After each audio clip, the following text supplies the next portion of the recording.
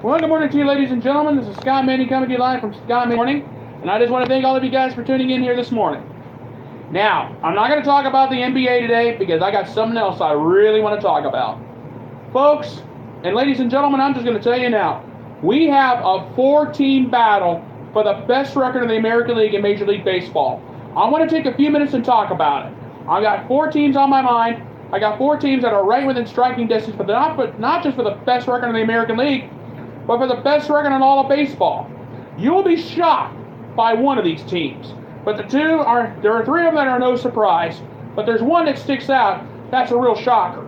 I'm going to talk about all of them. So, pay attention because it's going to get very interesting. The best record in baseball belongs to the Boston Red Sox. They're in first place in the American League East by one game.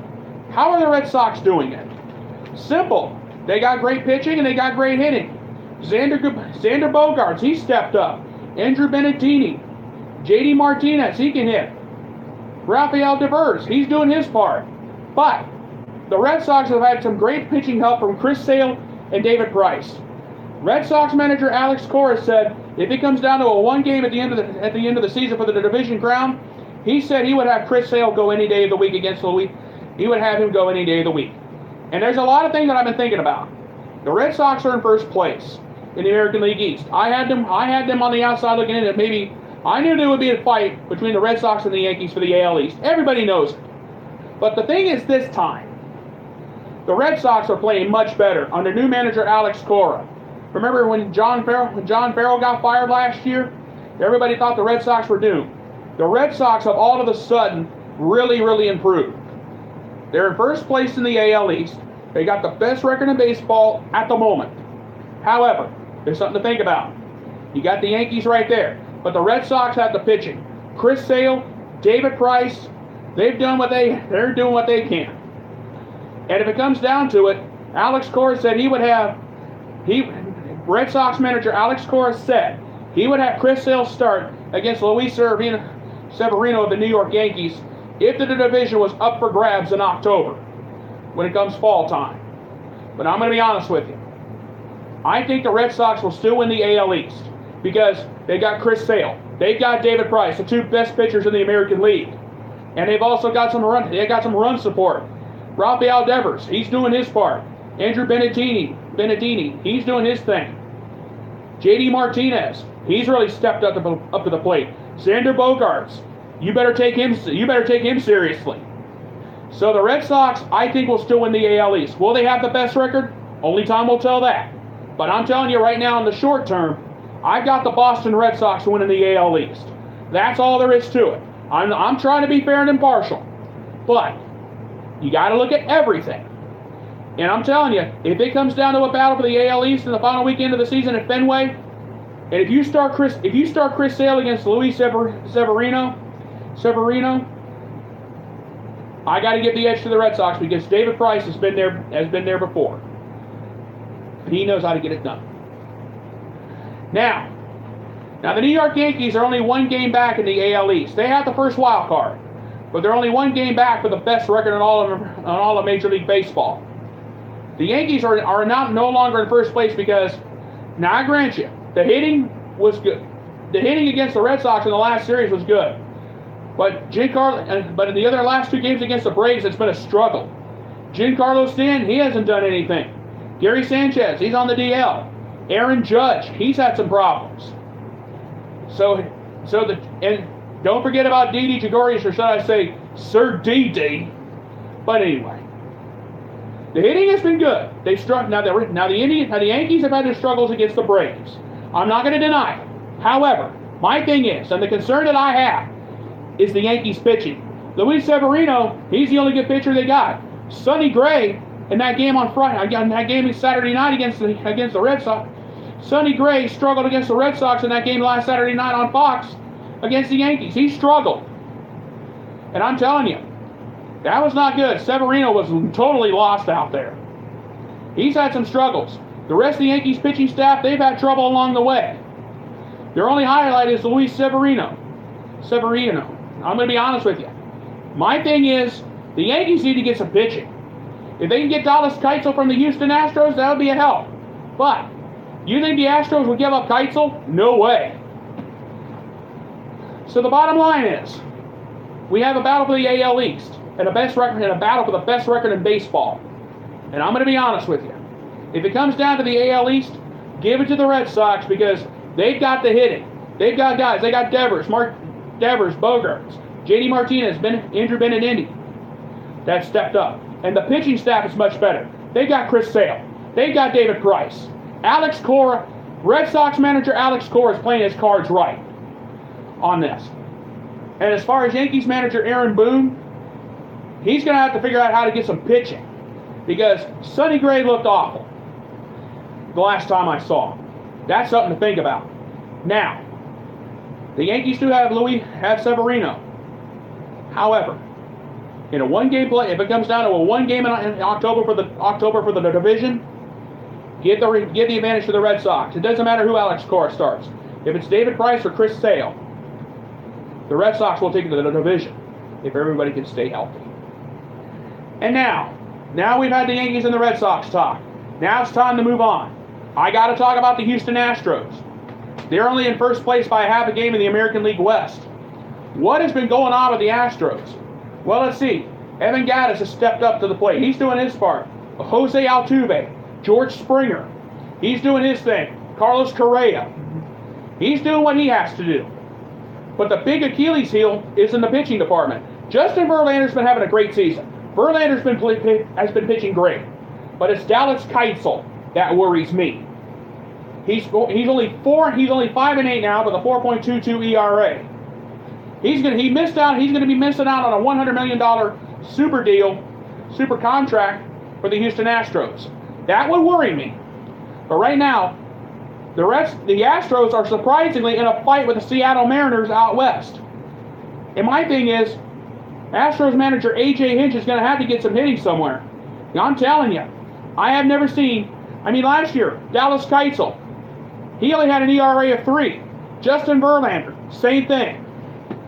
But the hitting for the Houston Astros has been fantastic. You got Gattis, Altuve, Correa, George Springer. They're doing their parts. It's just the pitching.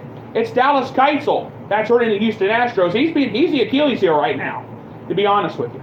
But my thing is, I've said it before, with the Houston Astros and the Seattle Mariners, if it comes down to one game in October out west for the AL West, I would put Justin Verlander on the mound against the Mariners over Dallas Keuchel because Verlander is pitching better.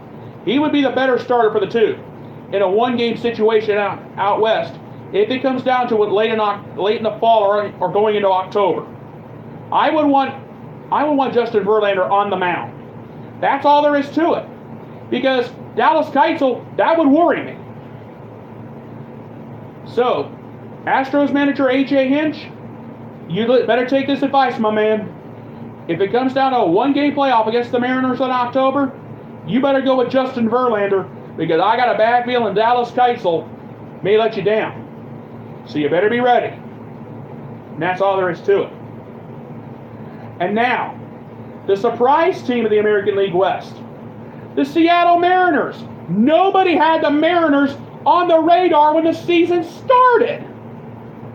And we're talking about them being only a half game back in the American League West. Right now, the Mariners have the second wild card. Here's my take.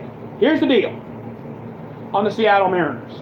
The Mariners have been doing it with a lot of great help. Wade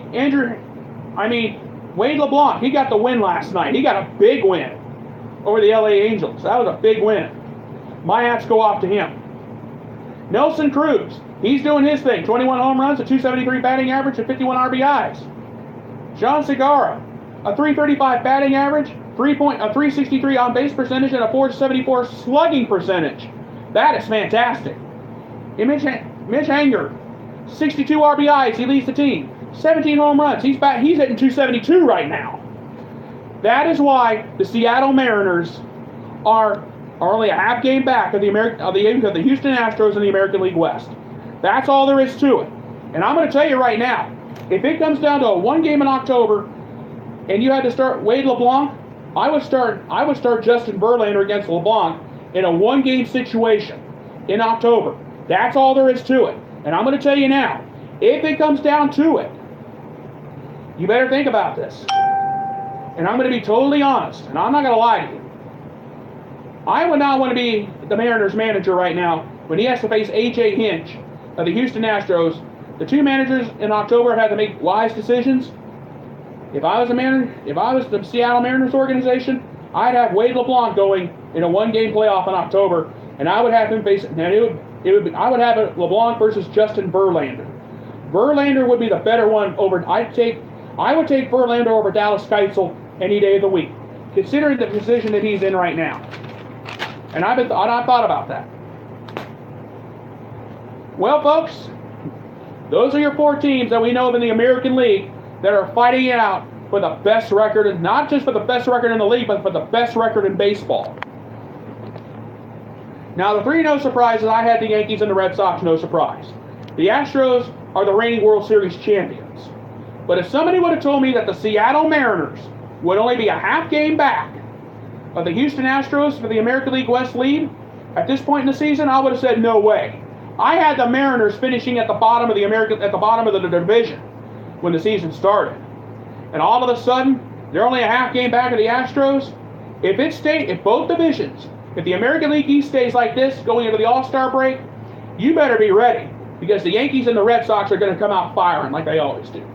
And if the American League West stays like this all the way to the All-Star break, you better watch out come October time, because if it comes down to a one-game playoff, I would want Wade LeBlanc of the Mariners versus Justin Verlander of the Houston Astros. That would be the matchup I would pay top dollar to see any day of the week. And as far as the AL East, if it comes down to a one-game playoff in October, give me Chris Sale versus Luis Severino for the AL East, and it'd be just like the old days of Bucky Bleepin' Dent and Aaron Bleepin' Boone. And that's all there is to it. And I'm going to tell you, get ready for the second half, ladies and gentlemen, because it's going to get crazy. All right, folks, I'm going to go ahead and get on out of here. I want to thank you guys for taking a few minutes with me here this morning. My name is Scott Manning. Please subscribe to my YouTube channel. No fancy schmancy gimmicks or no fancy schmancy usernames. Just type my name, Scott Manning, and look for this pretty face. Please subscribe to my channel, and you'll see all the sports videos that I have done so far. I want to thank you guys for taking the time with me this morning. And you guys and folks, have a very happy 4th of July. Be safe out there. Be careful out there. Enjoy the fireworks. And I know that there's a major heat wave going on in this part of the United States.